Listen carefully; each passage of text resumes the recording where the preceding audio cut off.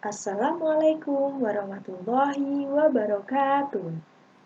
Hai teman-teman kelas 9, bagaimana kabarnya hari ini? Pastinya dalam keadaan sehat walafiat dan tetap semangat ya. Meskipun hari ini kita belajar dalam keadaan online. Nah, teman-teman tetap patuhi protokol kesehatan ya ketika di rumah atau eh, ketika berpergian, carilah ketika berpergian yang penting-penting saja. Kalau misalkan tidak penting, maka tidak usah berpergian. Nah, teman-teman, hari ini kita akan belajar tentang materi IPA. Materi IPA yang pertama adalah tentang biologi, yaitu tentang sistem reproduksi manusia. Nah, teman-teman, sebelum kita belajar tentang sistem reproduksi manusia, maka kalian harus sudah siap nih. Sudah siap apa belum ketika hari ini mau belajar, mau mendapatkan ilmu baru, wawasan baru? Nah, untuk mempersiapkan itu, maka kalian harus ada yang disiapkan atau persiapan belajarnya. Yang pertama, kalian wajib ini mandi, sarapan, dan sholat duha. Ketika kita mandi, maka akan menambah semangat kita ketika belajar. Kalau kita sudah sarapan, artinya pencernaan kita atau tubuh kita sudah siap menerima pelajaran atau menerima wawasan baru karena kita sudah punya tenaga. Yang ketiga, kita harus sudah sholat duha karena sholat duha ini akan membantu kita menjadikan suasana hati kita lebih tenang dan pelajaran yang akan kita peroleh akan terserap dengan baik. Yang kedua adalah tempat yang nyaman. Tempat yang nyaman ini bukan berarti kalian santai sambil berbaring atau sambil rebahan ya. Maka tempat yang nyaman ini ambillah meja dan kursinya atau yang kalian nyaman. Intinya adalah dalam keadaan yang tempat ada meja dan ada kursinya. Yang ketiga, ini yang paling penting ini, buku tulis dan ballpoint aneka warna. Karena kalau kita tidak menulis wawasan yang kita peroleh, maka akan hilang. Karena ilmu itu harus diikat. Nah, ikatnya adalah dengan menulis. Yang tidak kalah pentingnya lagi adalah laptop atau HP, tentunya dengan paket data, karena nanti kalian akan mengakses internet. Nah, ketika syaratnya atau persiapan belajarnya udah siap, berarti kalian sudah siap untuk menerima ilmu baru, menerima wawasan baru. Oke teman-teman, kita mulai pembelajaran hari ini dengan belajar sistem reproduksi. Yuk kita simak videonya. Nah, untuk mengawali bagaimana tentang sistem reproduksi ini, maka sistem reproduksi erat kaitannya dengan manusia. Nah, ada yang tahu nggak sih? Atau bagaimana sih manusia itu terbentuk? Bagaimana itu manusia diciptakan? Ada yang sudah tahu teman-teman kelas 9 di rumah? Oke, kita bahas sama-sama ya. Jadi manusia terbentuk itu sudah ada pada Al-Quran surat Al-Mu'minun ayat 12 sampai 14.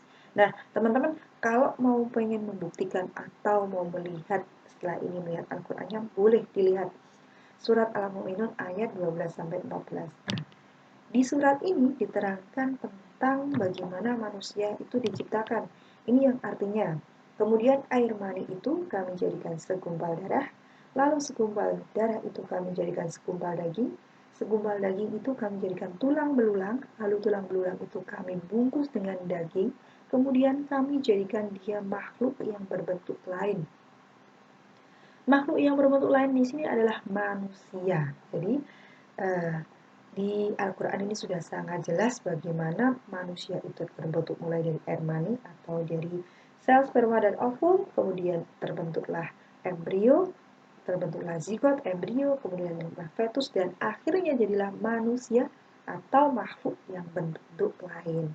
Nah, itu adalah awal dari penciptaan manusia. Nah, sebelum kita ke penciptaan manusia, maka kita akan belajar dulu tentang organ atau organ dan fungsinya pada sistem reproduksi.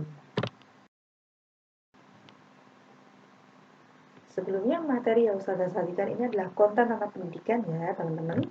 Oke, kita bahas tentang reproduksi terlebih dahulu. Nah, sebelumnya, kenapa sih kita harus belajar tentang sistem reproduksi? Penting nggak sih kita belajar tentang reproduksi gitu? Jawabannya adalah sangat penting, teman-teman. Kenapa harus belajar tentang sistem reproduksi? Karena dengan kita belajar sistem reproduksi, maka kita bisa menjaga kesehatan. Karena sistem reproduksi itu sangat wajib untuk dijaga. Dengan begitu, kita manusia bisa kelangsungan hidup manusia atau kelangsungan hidup makhluk hidup akan terjaga sehingga kita manusia tidak punah. Kenapa? Karena sistem reproduksi ini erat kaitannya dengan keturunan atau pewarisan. Keturunan ini atau kelangsungan hidup itu sangat penting bagi kita manusia karena kalau tidak ada keturunan maka manusia akan punah. Jadi sangat penting kita menjaga kesehatan. Untuk menjaganya kita harus tahu sistem reproduksinya itu seperti apa saja. Oke teman-teman, kita akan bahas sistem reproduksi ini. Yang pertama nanti kalian akan pelajari adalah tentang organ reproduksi. Karena manusia itu ada laki-laki dan perempuan, maka kita akan bahas organ reproduksi laki-laki atau pria dan wanita. Yang kedua yang akan kita bahas adalah tentang fertilisasi atau pembuahan. Tadi sudah disebutkan di surat Al-Mu'minun bagaimana manusia itu terbentuk. Nah, di sini adalah fertilisasi, itulah manusia terbentuk. Kemudian yang ketiga adalah pencegahan penyakit. Nah, sebelumnya cara menjaga kesehatan tadi kita adalah cara tahu penyakitnya dan bagaimana cara mencegahnya. Oke, kita bahas yang organ reproduksi. Karena jumlahnya wanita lebih banyak, maka yang akan kita pelajari adalah yang wanita dulu. Alat reproduksi wanita itu ada dua bagian. Yang pertama adalah bagian eksternal atau bagian luar. Kemudian yang kedua adalah bagian internal atau bagian dalam. Kita bahas yang bagian eksternal terlebih dahulu.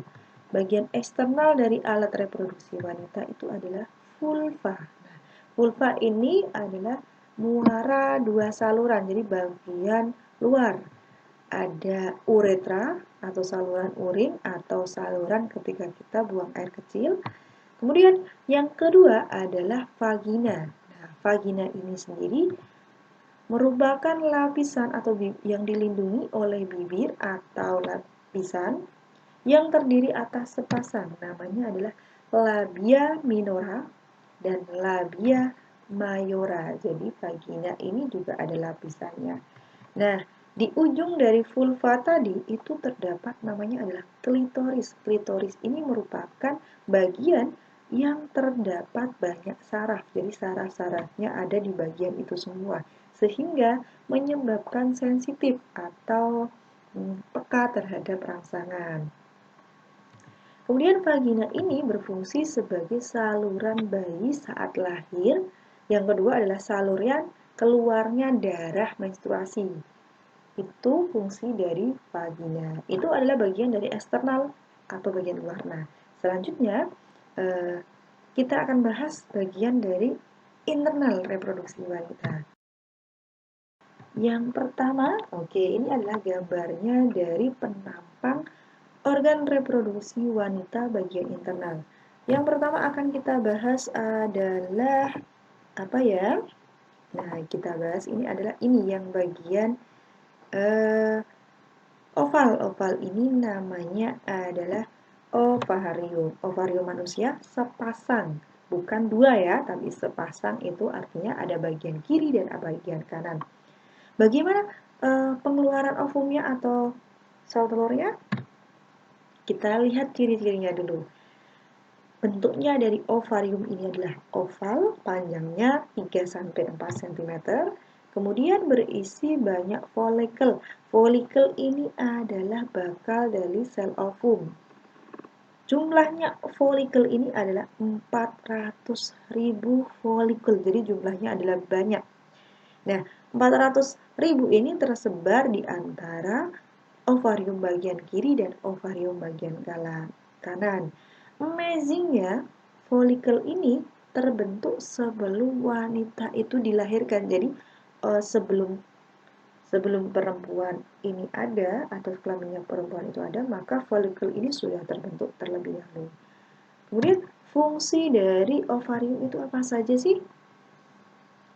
Oke, fungsi dari ovarium yang pertama adalah menghasilkan ovum melalui proses oogenesis. Wah, proses oogenesis, apalagi itu oogenesis? Nah, oogenesis itu akan kita bahas pada pertemuan selanjutnya. Yang kedua, fungsi dari ovarium adalah menghasilkan hormon estrogen dan progesteron. Nah, bagi yang kaum akhwat nih, yang perempuan, pasti tidak asing namanya hormon. Hormon ini akan berperan penting ketika terjadi pelepasan ovum dan ketika terjadi menstruasi. Oke. Bagian yang kedua adalah tuba falopi. Nah, ini adalah namanya tuba falopi. Sepanjang saluran ini namanya adalah saluran tuba falopi atau oviduk atau saluran telur. Fungsinya dia adalah tempat fertilisasi atau bertemunya sel ovum atau sel telur dan sel sperma. Panjangnya dari tuba falopi ini sekitar 10 cm. Di bagian ujung dari tuba falopi ada namanya adalah infundibulum atau ujung dari oviduk. Kemudian di ujungnya ini yang bagian seperti jari, seperti jari, ini adalah namanya adalah fimbriae atau selaput. Fimbriae ini berfungsi sebagai penangkap ovum ketika terjadi ovulasi. Jadi, di bagian ini ada folikel. Folikel ini adalah bakal dari sel ovum. Di bagian ovarium ada sel ovum. Nah, sel ovum untuk mencapai di tempat fertilisasi atau tempat pembuahan itu harus dilepaskan. Nah, dilepaskan kemudian ditangkap oleh fimbriae, baru kemudian disalurkan pada tuba falopi. Nah, bagaimana sih kok ovum bisa sampai ke tuba falopi? Sedangkan ovum itu tidak punya alat gerak. Ovum tidak punya kaki, ovum tidak punya ekor, ovum juga tidak punya tangan. Bagaimana dia bisa bergerak? Teman-teman, ovum itu bisa bergerak ke tuba falopi sampai ke saluran ini karena digerakkan namanya adalah dinding otot atau otot dinding dari tuba falopi. Di dalam tuba falopi sepanjang saluran ini ada namanya ototnya, teman-teman, otot-otot. Nah, otot ini gerakannya seperti gerakan pada kerongkongan, yaitu peristaltik. Nah, inilah yang menyebabkan ovum itu bisa sampai di tuba falopi. Selain dari otot-otot dinding tuba falopi, di dalam tuba falopi ini ada namanya adalah rambut getar atau silia. Nah, silia ini juga berperan membantu dalam proses pergerakan si ovum. Nah, ketika terjadi fertilasi atau pembuahan, maka ovum akan berkembang menjadi zigot. Zigot kemudian akan berkembang jadi embrio.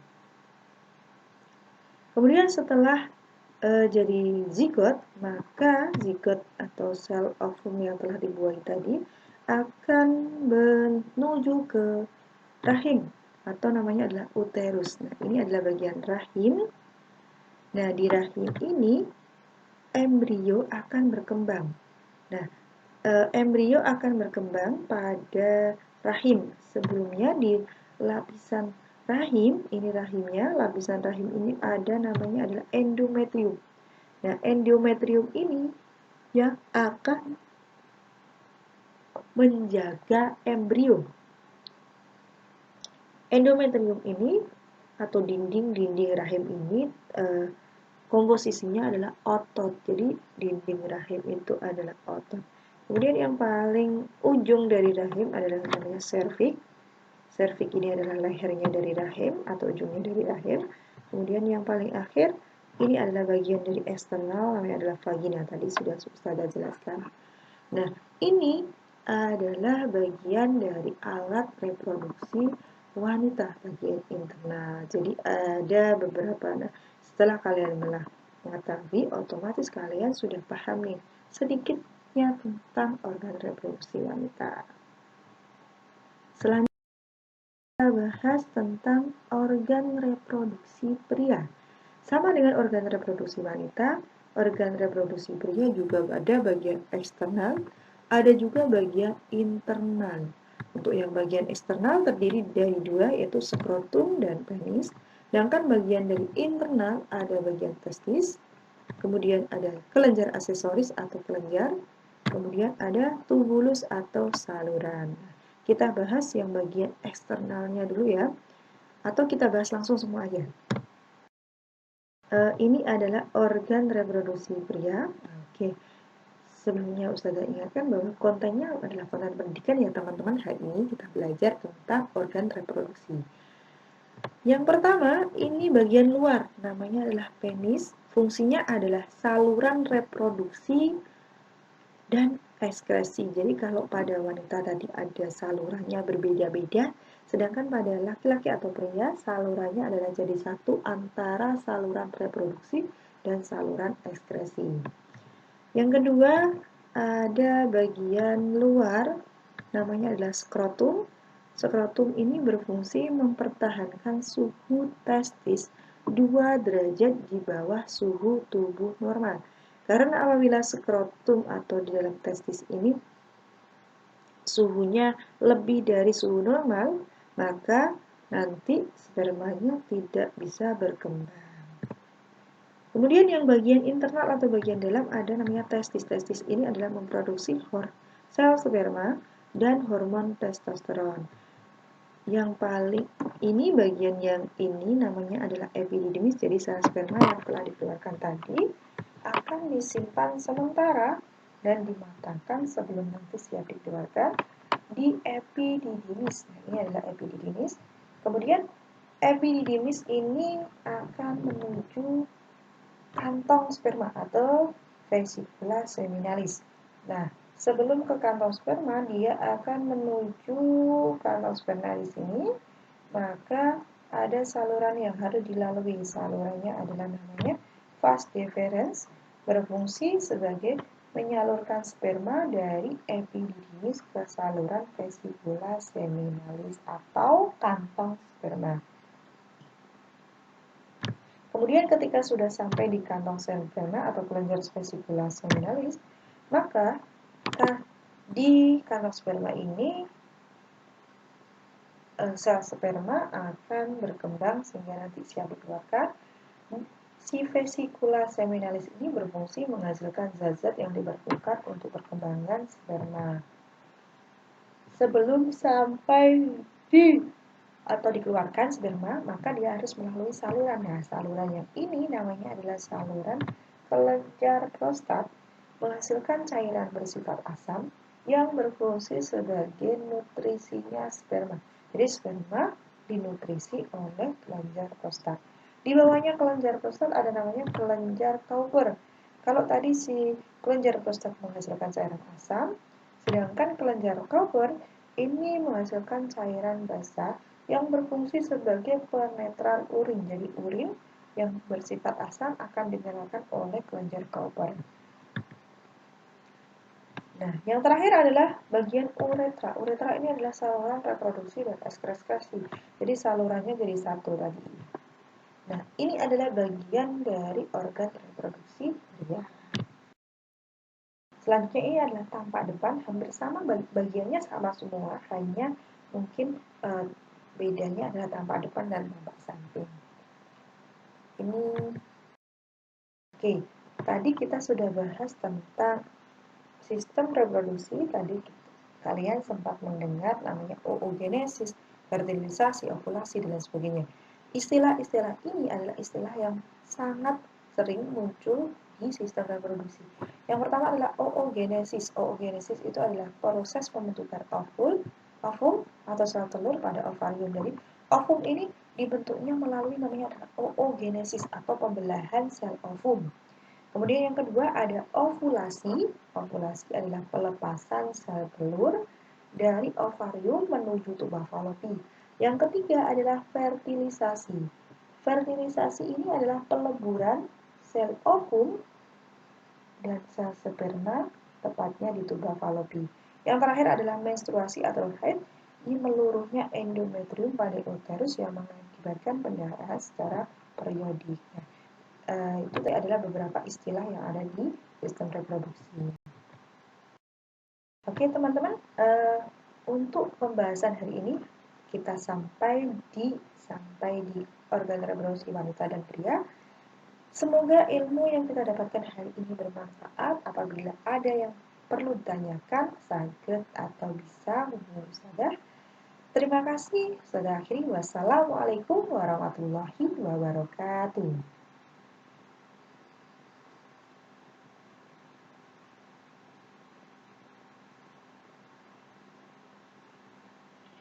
Assalamualaikum warahmatullahi